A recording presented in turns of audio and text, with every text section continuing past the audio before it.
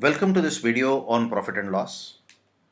And I hope if you're a beginner on maths or if you find difficulty in maths, I hope you're watching these videos more than once, maybe twice, thrice, and noting down all the details, solving these questions again on your own. Please make sure that you do these things if you want the best output for yourself. So this is video 141, and in this video we will be dealing with profit and loss, another type of questions. So let us jump right into that question. On selling an item for rupees 20 more, a man realizes a profit of 6% instead of a loss of 4%. So you have some price, let's say some price X, and on this price this man has a loss of 4%. So this is your first selling price, and when the man sells at this price he gets a loss of 4%. So what does he do? He adds 20 rupees and sells at another price X plus 20, and now he gets a profit of 6%, and this is your second selling price.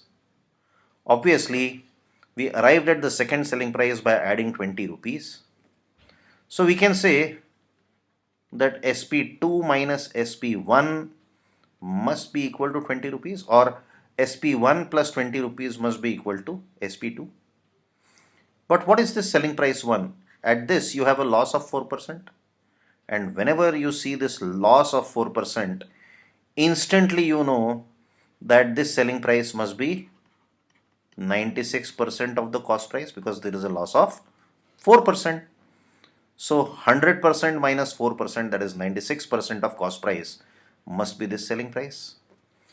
And if there is a profit of 6%, it means that here the selling price must be 106% of CP. So SP2 is this much. So just substitute the values. 106% of CP minus 96% of CP is equal to 20. So 106 minus 96 is 10% of CP is 20 rupees. So CP must be 20 into 100 upon 10, which is rupees 200. So to solve this question fast, you should be able to instantaneously see that from a loss of 4%, you go to a profit of 6%. So that means the cost price must have risen by 10%, from a loss of 4% to a profit of 6%. And this is because he added 20 rupees to the older selling price. So this is just another way of solving the same question. 20 upon 100 into 10, that is rupees 200. So make sure that you understand this method. Only if you understand the first method will you be able to understand the second method. Let us solve another question. A man sells I'm sorry. A man sells an item for a loss of 5%. So obviously if he sells for a loss of 5%, this selling price must be 95% of CP. If he had sold it for 55 rupees more, he would have realized a profit of 6%, which means this selling price must be 106% of CP. And how did we arrive at the second selling price?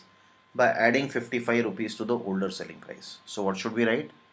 Older selling price 95% of CP plus 55 is 106% of CP, which means that 11% of CP is equal to 55, and CP is 55 into 100 upon 11, which is 500 rupee. So with this, we come to an end of this session. Please make sure that you solve these questions again on your own and you copy down notes diligently.